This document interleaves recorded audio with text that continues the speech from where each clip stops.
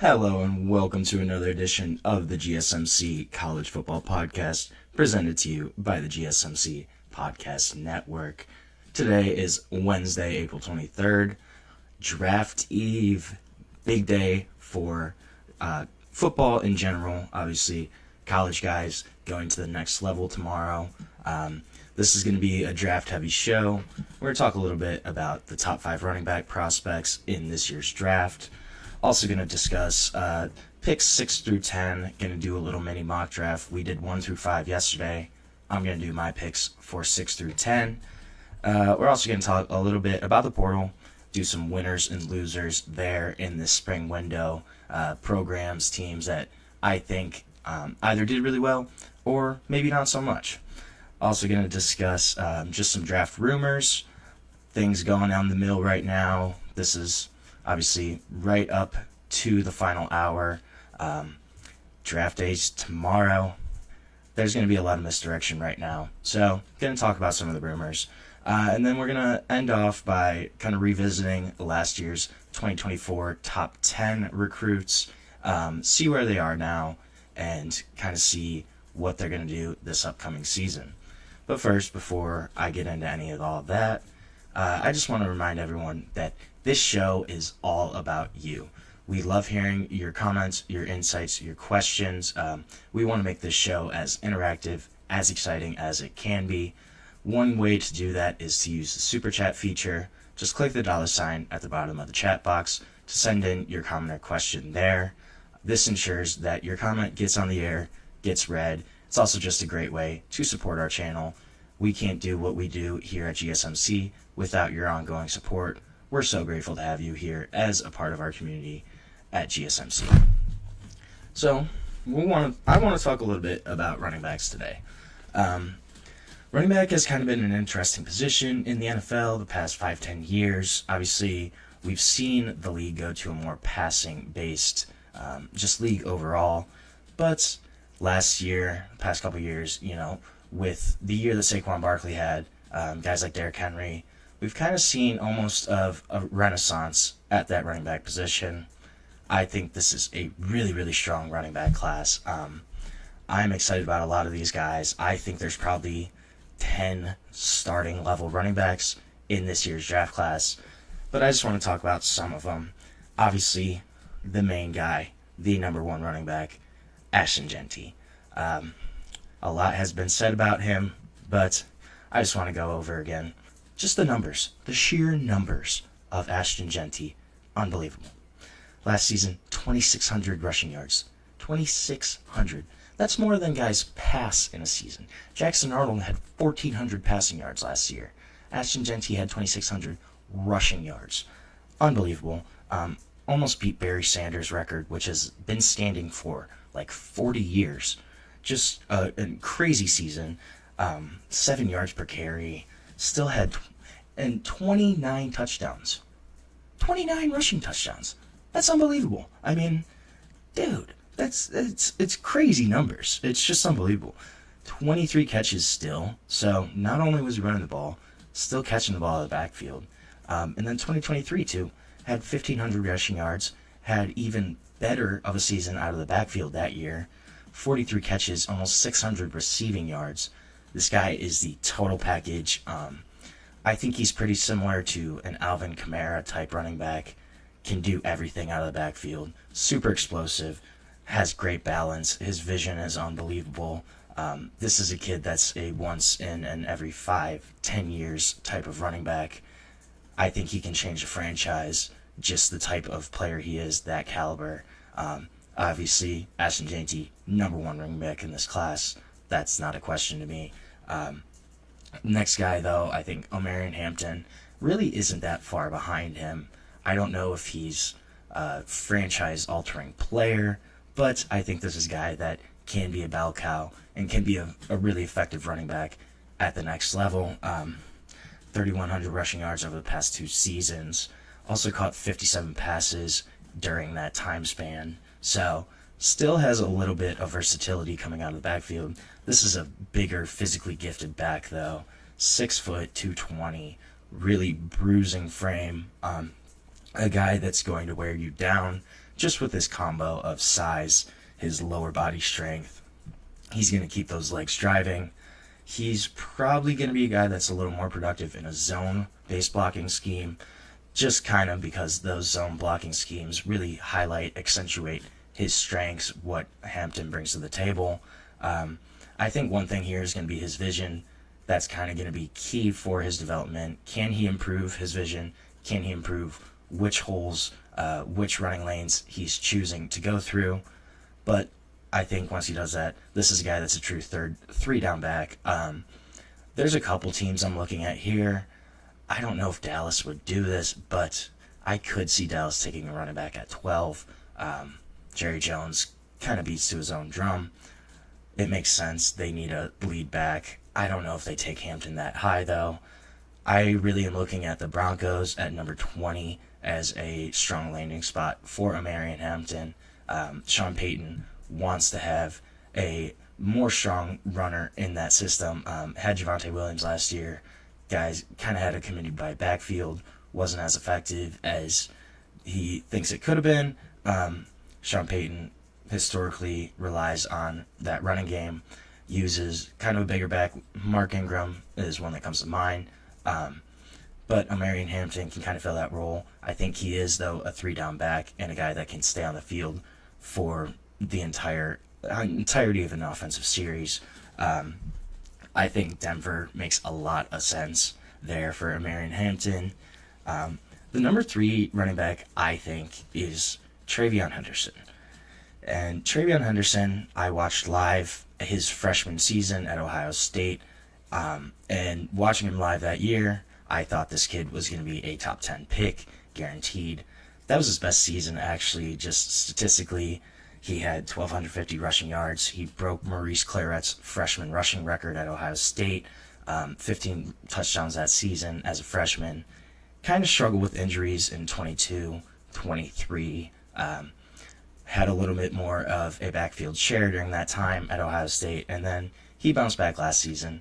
Had Quinshon Judkins in that backfield with him. Was kind of able to maintain his body, stay fresh, and had 1,000 yards, had 10 touchdowns, had 27 catches. Trey Henderson, I think he's much more of a home run hitter. This is a guy that's going to beat you with his explosiveness, ability to get outside. He's got home run speed. This is a kid that's a home run hitter. I think he's just really explosive, able to burst out quickly. He can turn a 5-yard play into 25 really easily. I think his potential in the NFL is probably higher than people think. This is a really talented running back. Travion Henderson, he was also the number 1 running back in his class just coming out of high school. So a guy that's always been really highly regarded. I think he'll probably be a good speed, third down kind of back. Maybe working his way more up into more carries. I think he eventually can take over as a primary ball carrier. I don't know if that happens this year, but definitely a guy that at least right out of the bat is going to be in a rotation for sure as that kind of speed, third down, receiving back threat. I think if he's fully healthy, that's the one thing with Trey Henderson is just his health. Can he stay healthy the entire time, the entire season, and just the physicality of the NFL? Will his body be able to handle it? I think it will, especially if he comes in and has a timeshare at first, can kind of get acclimated, get his body adjusted, and I think he can have a really strong NFL career. And then the other, I think Quinshon Judkins is the number 4 running back. These guys are 2 of the top running backs in this class. Judkins, obviously paired with Travion Henderson, had a little bit of a thunder and lightning kind of combination. Actually, another kid, though, whose freshman season was his best season by far, had 1,500 rushing yards at Ole Miss, had 16 touchdowns that season, SEC Freshman of the Year, really carried the Rebels' offense during that season. But this is a kid that's been productive every year in college. In his 3 seasons, had over 1,000 rushing yards every single year. I think his thing is going to be just limitations-wise. He isn't a super strong runner east to west. This is a true north to south guy. Judkins wants to get downhill. He is not super creative in terms of finding running lanes, using his vision to cut back. This is a guy that's going to go through the first hole he sees and run as hard as he can. But really physical running back, really powerful. And I think the power component of his game is a little underrated. He's not a super big back. I think that's kind of what throws people off with Quinshon Judkins, is just the fact that he's not super big, but he is more of a power guy than a speed guy for sure. This kid, watching him live too, I saw Quinshon's freshman year was another kid where I was incredibly impressed by what he could do as an 18, 19-year-old freshman. I think he's another kid that still hasn't really fully developed. He's probably a little closer to final form than some of these other running backs on the list, just with the way he kind of structures his play style, his game. But I think he's a stud. I really like Quinshon. I'm a big fan. My number 5 running back, and his ranking is kind of all over the place, just depending on where you look at who is kind of ranking these people. But I think Cam Scatterbo is the number 5 running back in this class. Arizona State, he's one of my favorite players in the class, easily. Just the way he plays, the chip on his shoulder, one of the greatest motors I've seen just from a college athlete. You can see it through the TV screen. It's unbelievable, just the kind of emotion, how much he puts into the game of football, which is something that I think a lot of people respect, definitely a lot of his teammates respect. And this is a kid that does not give up until the whistle is blown. If you watch him, if he gets stopped at the line of scrimmage, those legs are always churning, always pumping. Really has a strong lower body that helps him fight through contact. And I think the best thing about Cam Scatterbo is just his ability to break tackles is pretty unreal. I mean, you'd see plays where he's breaking 4 or 5 tackles and just bursting off these 25, 30-yard runs. I think it's pretty crazy just what he can do. The winning mindset for Cam Scatterbo is something that gets underrated. This kid basically carried Arizona State to the college football playoff, has the ability to shoulder a huge burden on offense for whoever he kind of lines up for. And this is a guy that has the make of a true 3-down running back. Won't have to be subbed off the field. Just this past season, had 1,700 rushing yards. Obviously, a really good chunk of rushing yards. Had 21 touchdowns. But he also had 45 catches. Had 600 receiving yards. Had 3 receiving touchdowns. And I think that stat is the more important one here. Kind of showcases that Cam Scatterbo is not just, your power running back. He is a guy that can play out of the backfield, that can make plays. In the passing game, I think that's something that's kind of underrated in his game, something to look out for on the next level. But I would not be surprised whatsoever if Cam Scatterbo is a starting running back in the NFL. Maybe not this year, but at least by next season, by 2026, I think Cam Scatterbo's right up there as a starting NFL running back. So we're going to take a short break and when we come back, we're going to do some more NFL talk. We're going to do a little mini mock draft, talk picks 6 through 10, who I think is going to go where. But we'll be back shortly on the GSMC College Football Podcast. I feel like I'm losing my mind. Is everybody in the world blind? Please, Lord, give me a sign, a sign.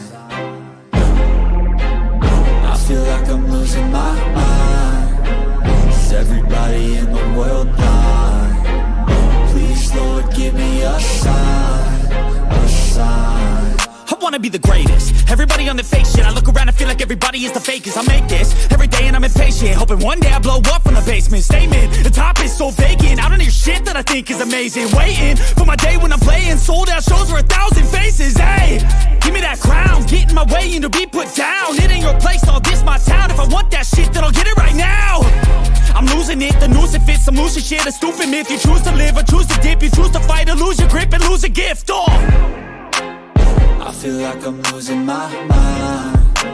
Is everybody in the world blind? Please, Lord, give me a sign, a sign.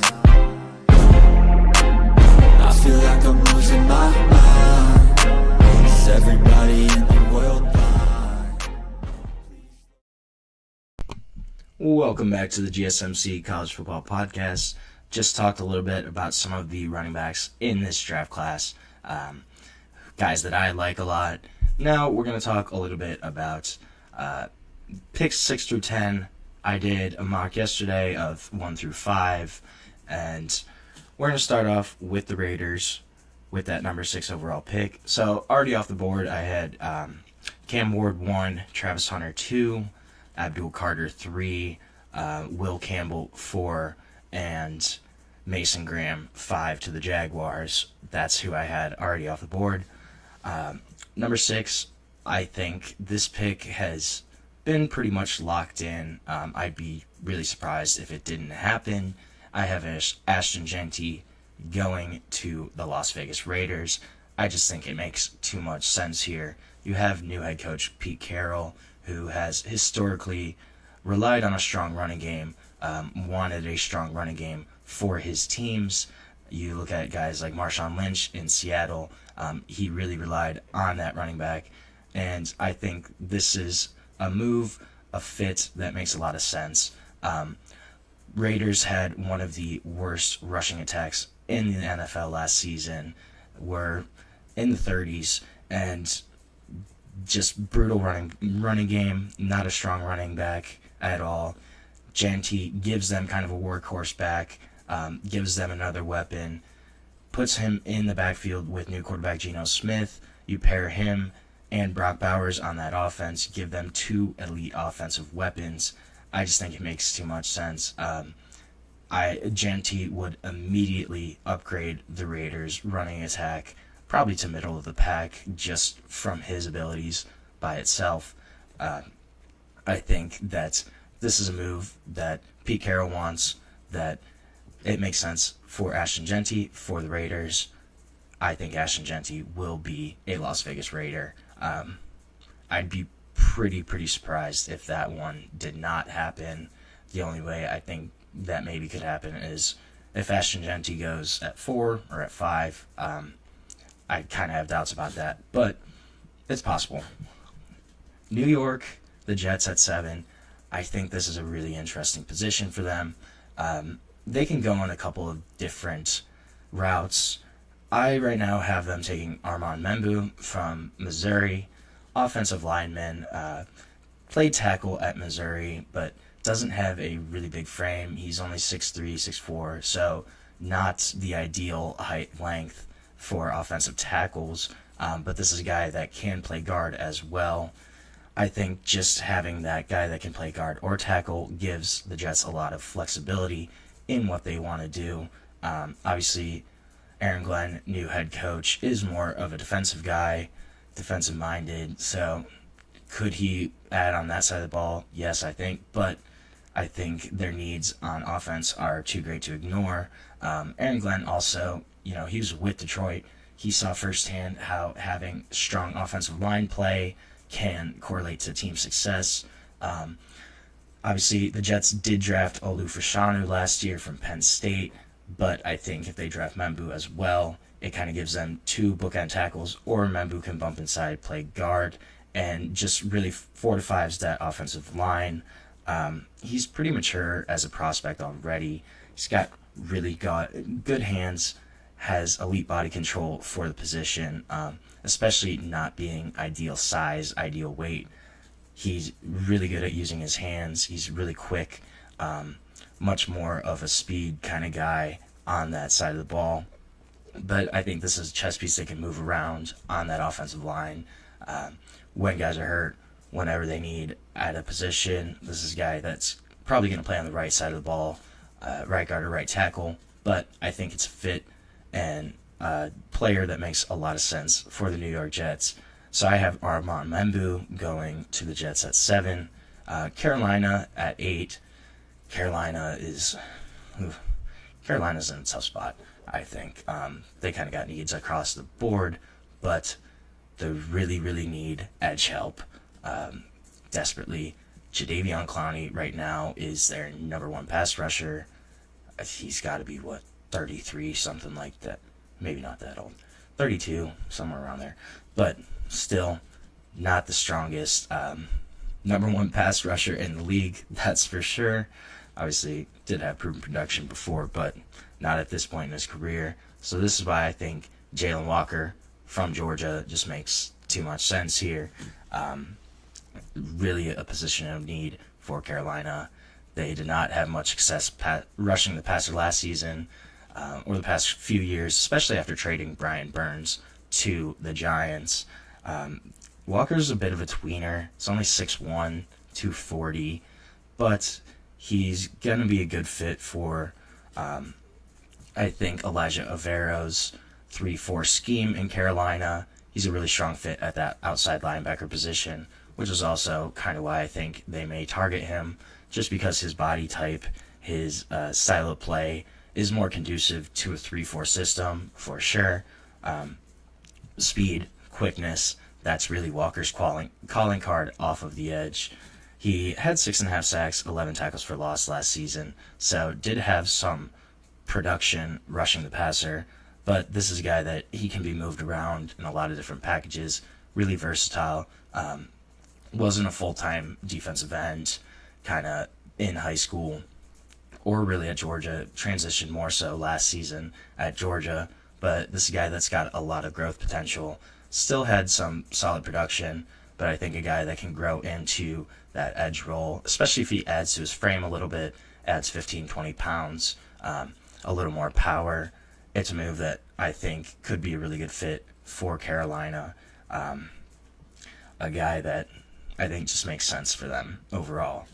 Now, 9 is really interesting. I honestly struggle with what the Saints are going to do because I have no clue. The Saints are a team that historically they don't want to tear down. They're not really a rebuild type of team. They're more of a retool type of team.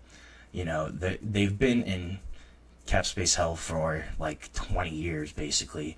Well, maybe not that long, but at least 5 to 10 every year. They kick their cap space, their dead cap, down the line, extend it for a couple more years, trying to get under the cap limit, and they kind of are all over the board in terms of what they can do, what needs they have.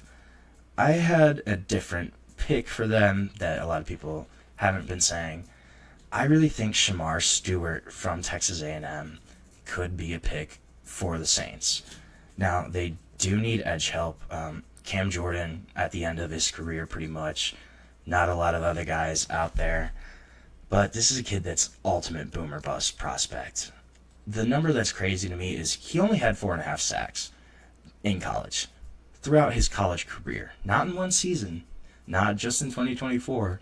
In 3 years at Texas A&M, Shamar Stewart only had 4.5 sacks. I'm not super huge on him as a prospect. I just think this is a move that the Saints would do.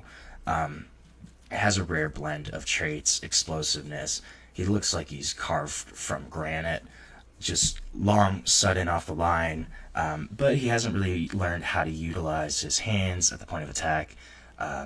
Not a strong finisher. He can be really disruptive at times, but just doesn't really finish plays consistently. And this is a guy that can be moved around in sub packages as an inside rusher, work against guards. But the reason I think that the Saints could pick him here is because GM Mickey Loomis kind of has a history of taking a chance on some of these more toolsy type traits, edge rushers. You look at guys like Peyton Turner, they drafted a few years ago from Houston, kind of similar, where more so traits, D-end, not a lot of proven production. Marcus Davenport, they also took previously in the first round in the past 4 or 5 years.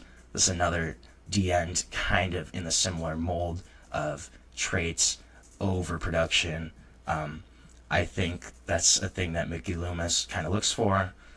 And I think it's a move that New Orleans could do. There's a lot of directions, though, that the Saints could go. I'm really curious. Does Shadur Sanders end up in New Orleans at number 9? I don't really think so, but I think it's certainly possible. Do they go O-line help? Do they target a guy like Tyler Warren? I think this is a spot where the draft can really change, just depending on what New Orleans does, on what their decision is. It's going to be interesting to see where they're going to go, what Mickey Loomis is going to do. But then at 10, we got the Chicago Bears. And I think they're going to take a chance on Tyler Warren. I think just looking at what Ben Johnson wants to do in that offense, he had a really strong tight end at Detroit in Sam Laporta, TJ Hawkinson before that.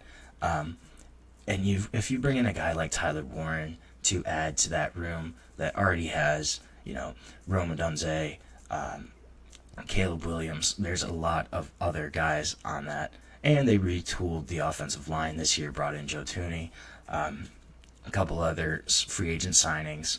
But I think if you add Tyler Warren in this offense, Ben Johnson will love having this guy on his team. 6'6", but just a rare blend of size, speed, athleticism at that tight end position. Lined up all across the formation for Penn State this past year. Lined up at wideout, lined up at tight end, lined up at running back, lined up at quarterback. This is a guy that can play everywhere, and I think Ben Johnson would really love to have him and just be able to move him where he wants him in that offensive formation. Just his frame allows him to box out defenders, and then his big calling card is after the catch. This guy is elite after the catch, puts up a ton of yards after reception, really strong ball carrier when he's got it in open space. I think this could be a lot of fun if the Bears add Tyler Warren to this offense and then maybe get a running back in day 2. I think it's an offense that suddenly looks a lot scarier, a lot more formidable in that NFC North for the Bears. So right now we are going to take our second break of the show. When we come back, we're going to talk a little bit about the spring portal, some winners, some losers, and just what kind of is shaking out there. So we'll be back shortly on the GSMC College Football Podcast. Looking for your daily fix of sports talk without having to pay for it? GSMC Sports Network is available on YouTube. Just search GSMC Sports Network. Get your fix of daily sports talk shows on YouTube, absolutely free. NFL, college football, NBA, MLB, MMA, UFC, fantasy football, and so much more. GSMC Sports Network has shows running all day long, with new sports shows starting every 2 hours. Just like on your favorite cable sports channel, except GSMC Sports Network is absolutely free. Just search GSMC Sports Network on YouTube to catch one of your new favorite shows, like the GSMC College Football Podcast, Chip Shot Football Podcast, Hoops and Heels Women's Sports Podcast, GSMC Basketball Podcast, and so many more.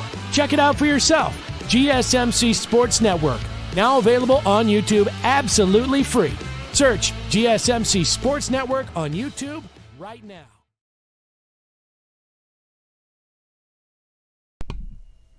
Welcome back to the GSMC College Football Podcast on this Wednesday, April 23rd.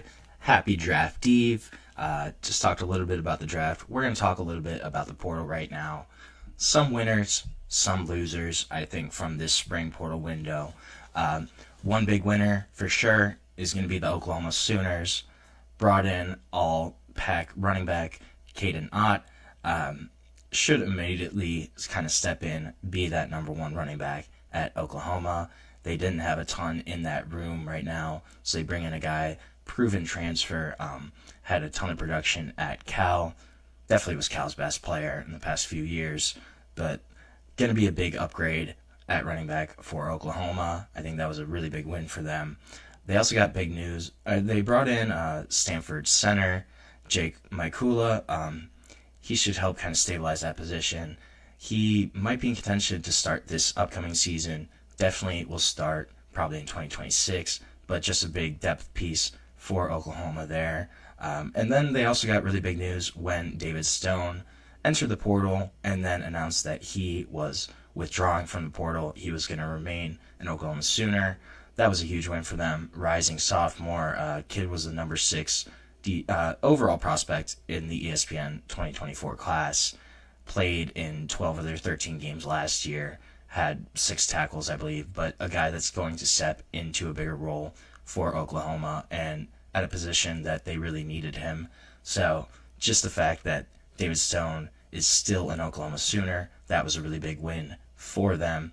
On the other side of Bedlam, Oklahoma State actually also has had a pretty good portal window right now. They brought in 3 new guys, running back Freddie Brock, Georgia State transfer, 2 receivers, Christian Fitzpatrick, Cam Abshire, a couple guys from Fitzpatrick's from Marshall, Cam Abshire's from Emory and Henry, which I had never even heard of, not going to lie. But they also got one of the top tackles in the spring portal, Appalachian State transfer, Markel Samuel. ESPN had him ranked him pretty high. I don't love going off ESPN rankings, but that's still a big pickup for them. Should solidify that left tackle position. Defensive-wise, they also brought in Demarion Thomas from Vanderbilt. I talked about him a little yesterday. D-tackle is a guy that will definitely rotate in on that defensive front for them. They also brought in Taj McCoy. And then Wendell Gregory is a really interesting guy that they got in from South Carolina. Gregory's the number 102 overall player in ESPN class last season. Should be a guy that's got a ton of potential. Younger kid, has 3 years of eligibility left. So a guy that could potentially develop into a key contributor for Oklahoma State down the line. It's an interesting pickup for them too, but I think overall the quality of guys they brought in, the amount of guys they brought in, makes them a winner. They can't be much more of a loser after last season, after going 3-9. So we'll see how the Pokies are this year, but they had a really strong window in this spring. Another team that I think had another good year, good portal window, Texas. Picked up Jack Endries. I think that's going to be the biggest addition here. Tight end from Cal. Replacing Gunnar Helm. This is going to be a kid that should really pick up the slack there in that tight end room. Didn't have a whole lot. And proven 2-year starter. Going to be a guy that's going to kind of take over. Should be a safety blanket, safe target for Arch Manning in his first year as a starter. Also picked up Stanford transfer Emmett Mosley, the 5th. Freshman wide receiver. Had a really strong freshman year at Stanford this past year, but this is going to be a guy that could potentially see time as the number 3 receiver at Texas. High upside guy, has 3 years of eligibility left. Could be a guy that really grows and develops into one of the main go-to wideouts at Texas. Also brought in a kicker upgrade, Mason Shipley. Their kicker was departing. Also just got a couple more guys on the defensive line. Flipped Levon Johnson. He had originally committed to North Carolina.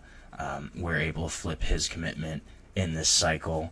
And then they're also still in the mix for Syracuse D-tackle Murad Watson, who's pretty coveted right now in the portal. So brought in a good chunk of guys.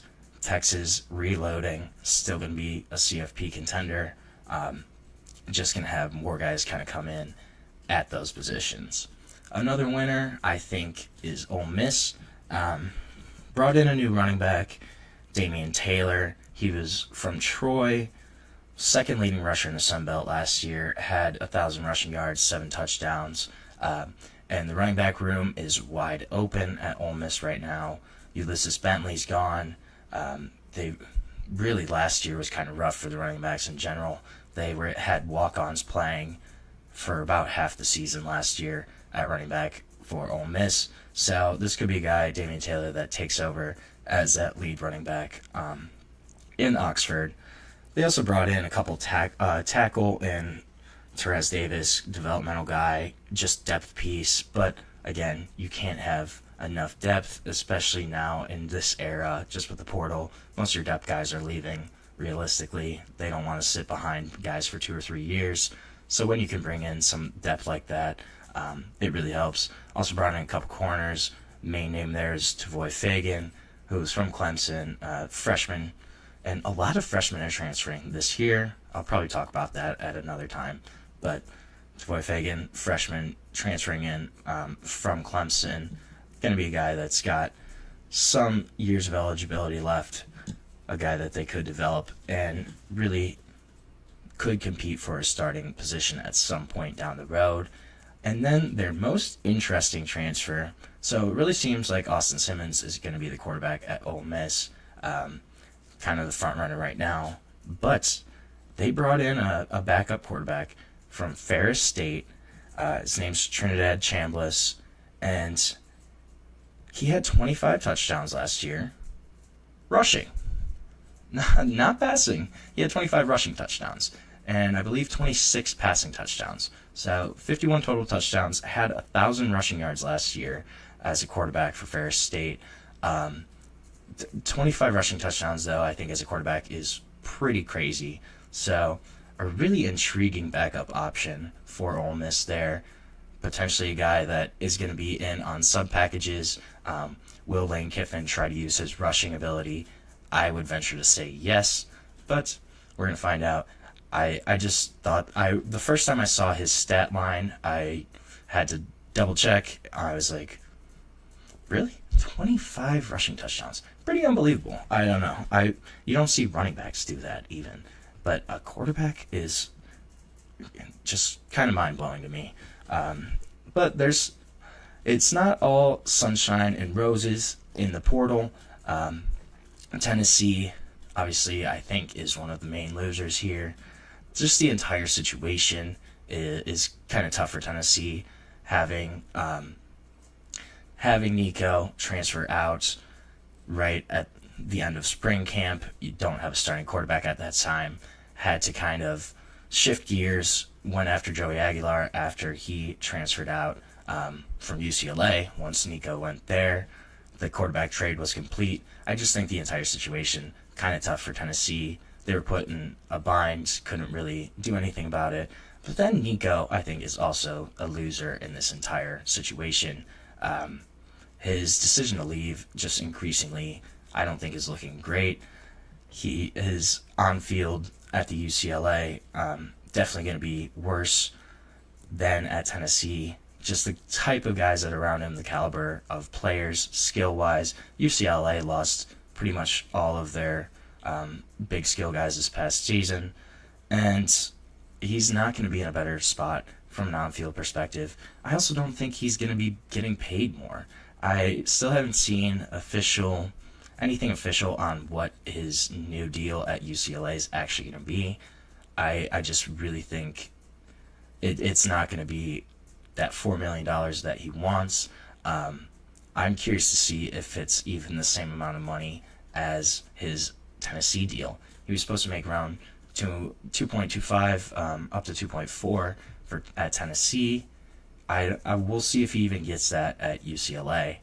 I'm kind of curious. I don't really think he will, but I still haven't seen the numbers. I'm not sure. Then just another program I think is a loser is Stanford here. Stanford's lost 25 guys to the portal. Lost the commitment of Julian Neal, who's a Fresno State cornerback. He flipped to Arkansas. He was originally supposed to go to Stanford. Lost Emmanuel Mosley V, who I talked about, to Texas. Really strong receiver for them last season. Lost their best player on defense in defensive end, All-American David Bailey. He's going to Texas Tech. They lost their center to Oklahoma. And they still need a full-time head coach. I wonder how recruiting is going to be affected by that. Frank Reich only going to be the head coach for this season. And then it sounds like they're going to launch a more nationwide search after the season. I'm curious as to how that 2026 recruiting class is going to be affected. And then just are more guys going to leave the portal. But this has been a mass exodus from Stanford, and it doesn't seem to be stopping anytime soon. We're going to take a short break on the show right now. When we come back, we're going to talk a little bit about some of the draft rumors that have kind of been flying around this week. and touch on some of those. So we'll be back shortly on the GSMC College Football Podcast.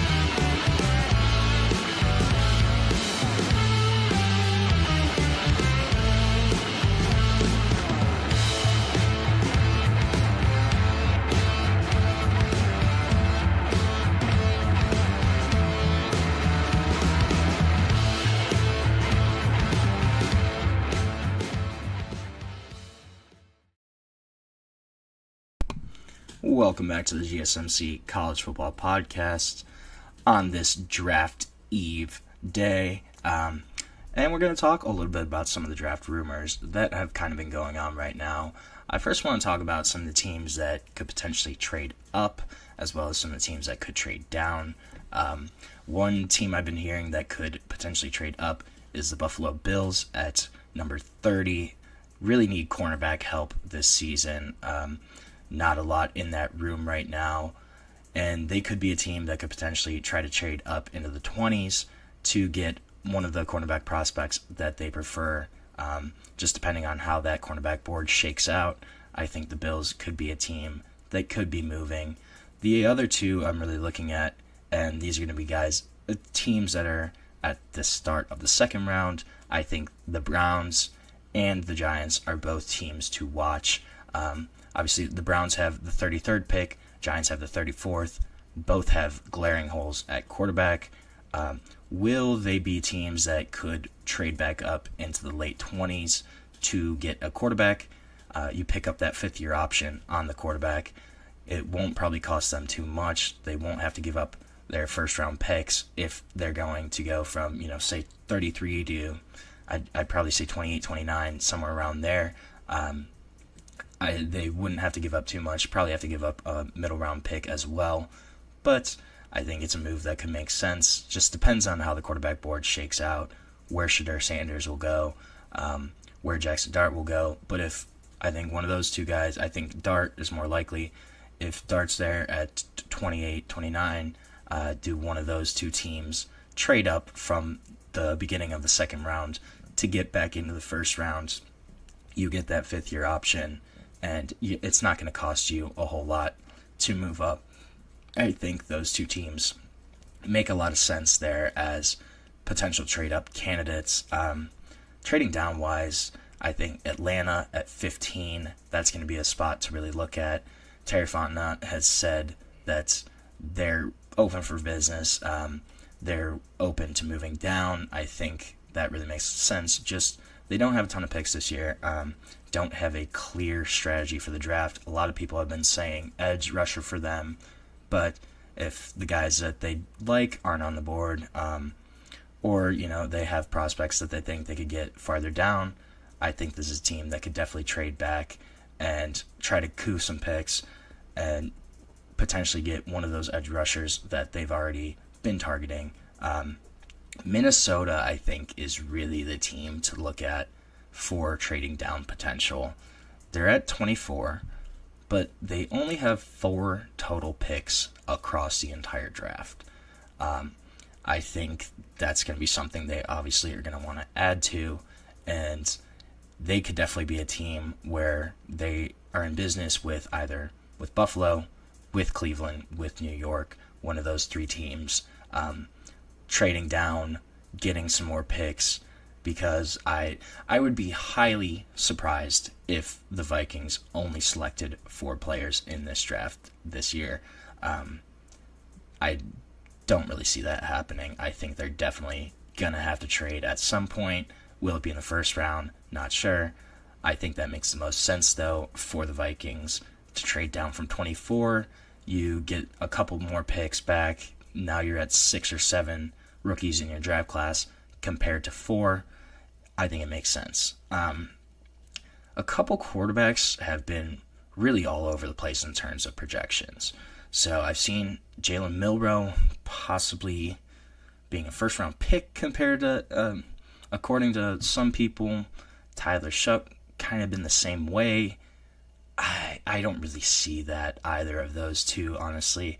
The only thing with Milroe, he did get invited to the draft. He is attending the draft.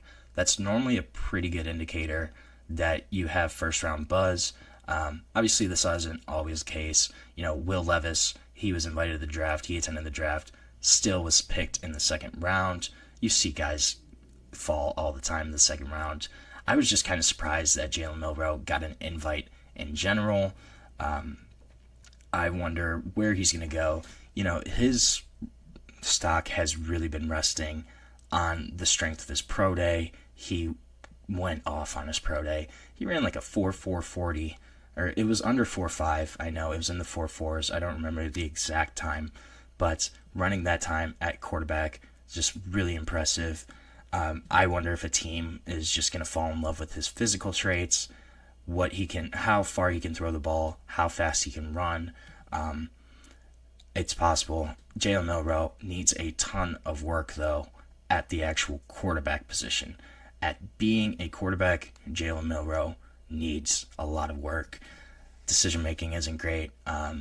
Just getting through his reads, getting through progressions needs work. This is a guy that's going to be a developmental quarterback, but will a team kind of fall in love with him and potentially pick him at the end of the first round? I have serious doubts about that. I don't really see it happening. I guess it's possible, but I think Milroe is he's a day 2 quarterback. I think he's a second round quarterback at best. I really think he's more of a round 3, round 4 grade. That's what I would have on him.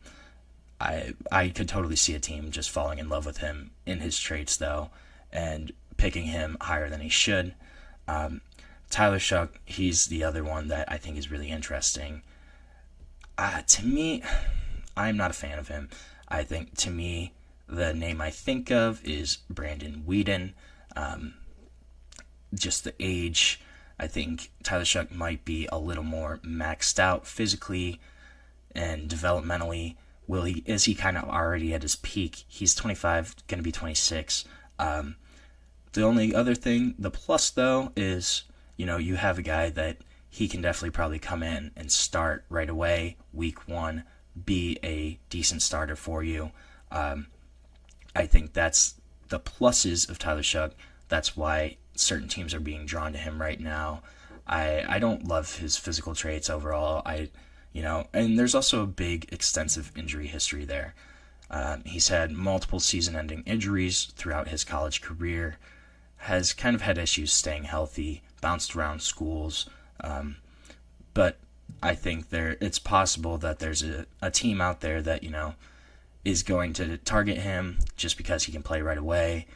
He might not be the most prospect with the most upside, but this is a kid that can definitely play right away, week 1, and probably be a decent starting quarterback. I don't really expect Tyler Shuck to blow me away. I don't know. I don't think he's that great personally, but he's another guy where his range could be right at the end of round 1, all the way to probably round 3. Where those two quarterbacks end up, I think, is going to be one of the more interesting storylines to follow throughout this draft, especially tomorrow. Just what's going to happen, especially after the first 15, 20 picks.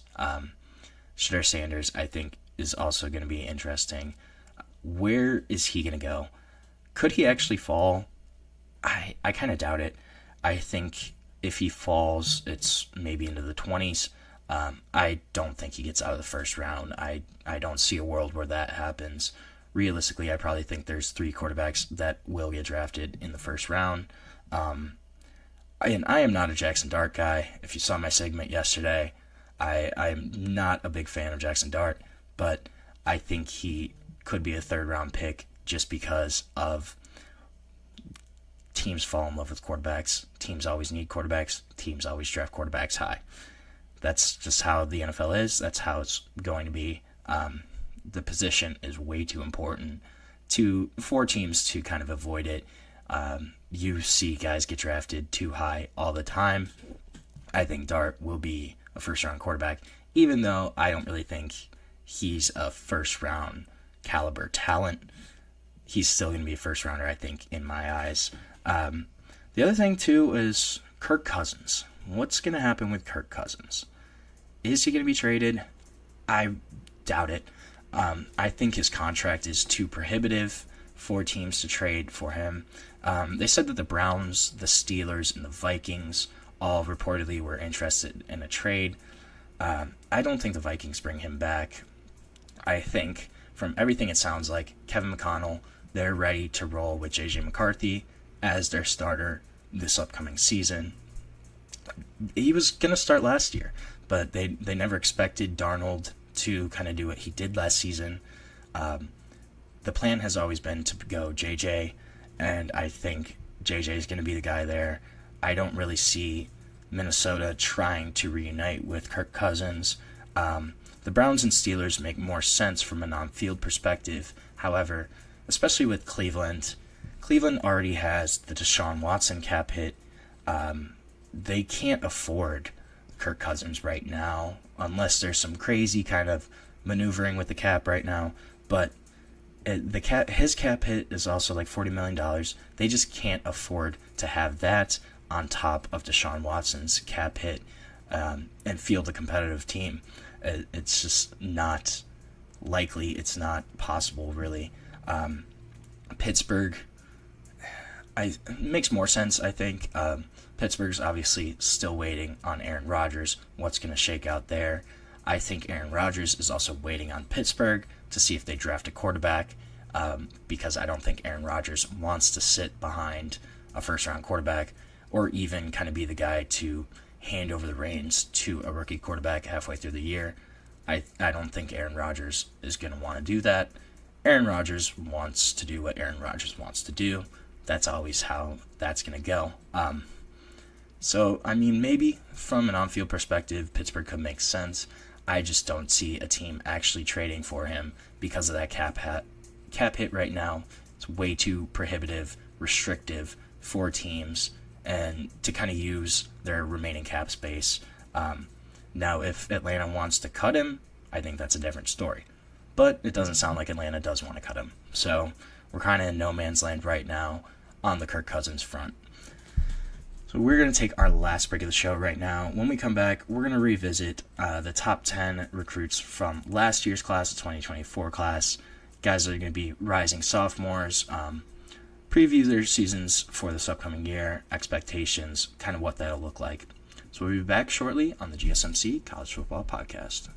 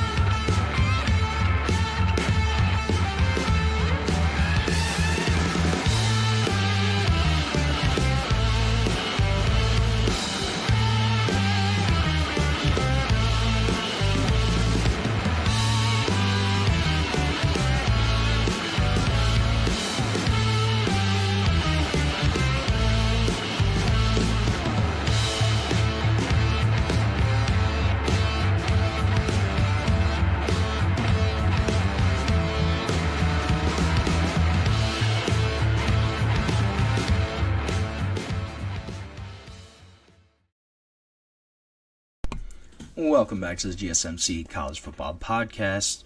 Just talked a little bit about draft rumors.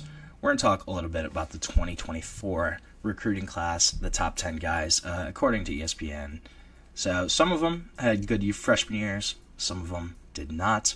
Number one player in the class was Ellis Robinson IV. He corner out of Georgia. This is a tall, athletic, lanky corner, 6'1", 180. So not the biggest frame, but at least good size for the position. Played at IMG in high school, one of the powerhouse kind of programs across the country. And this is a guy, he's not a big pressing cornerback, but he's got really, really long arms. He uses his arm length to kind of disrupt wideouts. Did not play a ton last year, only appeared in 4 games. But this is going to be a kid that definitely is going to be competing for a bigger role at Georgia. Could potentially lock up a starting cornerback role, but that's kind of still up for debate. Not a really strong freshman season from the number one overall prospect in the class, but this is a guy that still's got a lot of talent, got a lot going for him. I think he can be a guy that can really grow into a role for Georgia. The number 2 player in the class also really didn't have a super, super strong season. Jalen Mbakwe, so was an athlete coming into Alabama. Actually primarily played quarterback for his high school, led his high school to an Alabama state title. But this is a kid that started off playing cornerback last year, played corner for the most part, played in a decent chunk of the games, but he actually switched to wide receiver right before the bowl game against Michigan last year. It's going to be interesting to see where he ends up. I think he's probably still going to stay on the offensive side of the ball. It sounds like everything coming out of Alabama's camp that he's still going to be at wide out. This is a kid that's got outstanding speed. Ran a 10.46 100-meter dash in high school. I think it's going to be interesting to see how he's going to pair with the number 3 player in the class, with Ryan Williams. If those two can combine together, play wide receiver, that's going to be a really exciting unit, I think. Ryan Williams, obviously, great freshman season. Had most of his moments in the start of the season, had a really great game against Georgia, had the 1 touchdown right at the end of that game. That was a crazy matchup this year too, but kind of trailed off at the end of the year. Still had 800 some receiving yards. Still had a really, really great freshman season for Alabama. This is going to be a guy that's only going to get better in year 2, only going to grow into that role. Kind of similar to him was the number 5 guy in the class, Cam Coleman, on the other side of Alabama, playing in Auburn. Again, kid that had 850 receiving yards last season, number 2 wideout at Auburn, 6'2", 210, athletic guy. I'm a really big fan of Cam Coleman. I've said it a couple times, but I love his talent. I love his skill set. I think the one thing with him this year is how he's going to pair with Eric Singleton Jr., transfer from Georgia Tech, coming into Auburn, has had about 1,500 receiving yards in the past 2 seasons for Georgia Tech. So a really talented guy coming in. How are those two going to pair together? Who's going to be the number 1 wide receiver? I think Cam Coleman probably takes over that number 1 role, really solidifies himself as an elite wide receiver, as a 2027 top draft pick. But I think that's going to be the big interesting thing to kind of watch on the Plains, is who's actually going to be the number 1 wideout. Does Cam Coleman take over? Do they kind of switch off depending on the game, just depending on the game script? That's going to be a lot of fun. I think Auburn could be improved just depending on how Jackson Arnold shakes out, how his play is. Number 4 guy in the class, Jeremiah Smith. Sorry, I wrote stud in my notes. That's why, because that's what this kid is. 1,300 yards last year. Absolutely incredible true freshman season. Pretty much took over as Ohio State's number 1 wide receiver. By the time September ended, this is a kid that was the go-to guy for Will Howard, even as a true freshman. When the lights were brightest, when the moment was the biggest, this is a kid that stepped up. Unquestioned number 1 wide receiver. I'm curious to see how he kind of develops more as a vocal leader this year. Obviously, coming in as a freshman, you're not going to be the most vocal kind of guy. How is he going to be a leader in that room? And then how are the guys around him going to play? Carnell Tate, Brandon Innes, those are two really strong just talents at the wideout position. Mylan Graham, too. These are guys that were 5-star recruits as well. I think how Jeremiah Smith's stat line kind of goes this year is going to be interesting to see. Will he go off even more? Or are defense is going to target him and double cover him the vast majority of the time? I'm not sure. I think it could kind of go both ways. I think it depends on how the Ohio State running game is. But Jeremiah Smith, there's not a lot of words that need to be said about that kid's talent, about his ability to play the wide receiver position at an elite level. He's great. I mean, I think he was the number 1 wide receiver in the country this past season as a true freshman. But David Stone, obviously, he was the number 6 guy in this class. Talked a little bit about him earlier. This is a kid that's 6'4", 280, but he almost plays like he's like 225, 230, extremely active, uses his hands really well, has really heavy hands. He's able to use them to get linemen, blockers off base, just uses them in a variety of ways to kind of beat blockers, get around them. He's going to have to prove, though, this season that he can be more of an anchor in the middle of that defense. This was an Oklahoma defense that did not perform great last season, kind of got ran over, out-physicaled in the SEC, just at the point of attack in the trenches. This was a program that kind of got bullied and pushed around. So one of the big things for David Stone is going to be adding to that frame so that he can kind of be the anchor in the middle of that Sooner defense. He played in all 13 games last year, had 6 total tackles, did have a sack, a couple tackles for loss. So the potential, the flashes, those are all kind of there. It's more so, will David Stone put it all together this upcoming season? I think he's really a name to watch for a breakout contender. Just the talent level and the opportunity to kind of showcase that at Oklahoma, I think that's really conducive to David Stone developing even more into an elite player. Justin Williams, then, I think, too, he was the number 7 guy in the class. This is an edge rusher, Georgia. Appeared in all 12 games last year.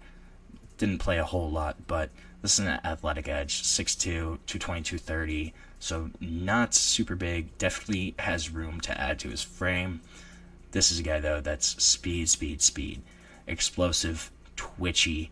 The burst jumps off the page right away. This is a guy that blows people off of the line just in terms of speed and ability to get around the edge. He does play with a lot more strength than his size would kind of suggest, but he still is going to need to add just power and strength overall to compete at a high level in the SEC. He's rarely out of a play just due to athleticism, recovery speed, but this is going to be a guy that could step into a bigger role for Georgia, pretty similar to Ellis Robinson. Georgia's obviously going to lose Jalen Walker. They're going to lose Michael Williams. Those are going to be edge positions that are going to be wide open. And Justin Williams could be in contention for more playing time this upcoming season. Did not really impress last year, but there's a lot of time still left, and there's definitely opportunities there on that edge for Georgia this upcoming season. DJ Lagway was the number 8 guy. The 2 quarterbacks in the top 10 were 8 and 9. Is DJ Lagway, Julian Sayin. I would say DJ Lagway obviously had a more successful freshman year, played a lot more, started a decent chunk of the games for Florida, and this is a kid that really showcased his potential at times. Struggled just in terms of freshman decision-making, inconsistent play from the Florida offensive line, from Florida skill guys. This is going to be a team where if DJ Lagway plays well, Florida can have a really successful season. The kid has all the physical tools in the world, 6'3", 6'4", 220, crazy arm strength, really fast, just overall great athlete. Just going to need to develop more as a quarterback. Second year should be a little more comfortable. The one thing, though, DJ Lagway has not thrown all spring. I'm still concerned about that. I know Billy Napier kind of said that it's not a big deal, but, I mean, anytime your starting quarterback hasn't thrown a single pass during the spring, I think it's a little concerning. Depending on what happens with that, with his shoulder, though, this is a kid that, Heisman dark horse, according to some people. I don't know if he'll get there this year. I think maybe after another season, maybe in 2026, that could be something that we could see. But really physical, just has all the tools, has all the intangibles, just will need to develop more in that actual quarterbacking spot. And then Julian Sayin, who was the number 9 guy, Alabama commit, transferred to Ohio State after Saban retired. I'm curious to see what he does this year. It sounds like he'll probably be the starter for Ohio State. Spent last season backing up Will Howard, kind of learning in that room. I'm curious. I think he'll start. It just kind of depends. I think he beats out Lincoln Keenholz at Ohio State. I think he's the starter there this upcoming season. And I'm really curious to see what Julian Sayin can do. Ohio State obviously has a ton of weapons around him, just that wide receiver room. Also Max Clare at tight end from Purdue. Running back's a little question mark, but the weapons overall obviously put Julian Sayin in a much better position than some other quarterbacks. And I really want to see what he can do this upcoming season. I'm excited to kind of see his talents. This is a guy that's a smooth passer, was really highly regarded by Saban's coaching staff and also by the Ohio State coaching staff. And a kid who I think can be a really, really good starting quarterback. I want to see him be the Ohio State quarterback. I think that'd be fun to watch, and I think he'd do well there. But so that's going to be the end of our show for today. Thank you so much for tuning into the GSMC College Football Podcast. Please remember to like, subscribe, follow the show. And if you want, you can also follow us on Facebook, Instagram, Twitter, TikTok for more sports content, more sports updates that you love. Thank you so much, and have a great day.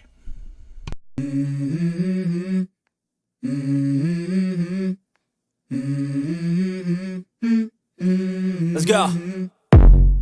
I wake up to a little bit of drool on my pillow, feel like it's gonna be a bad day. Yeah, I'm tired of shit, and the coffee ain't hit yet, damn ain't that great.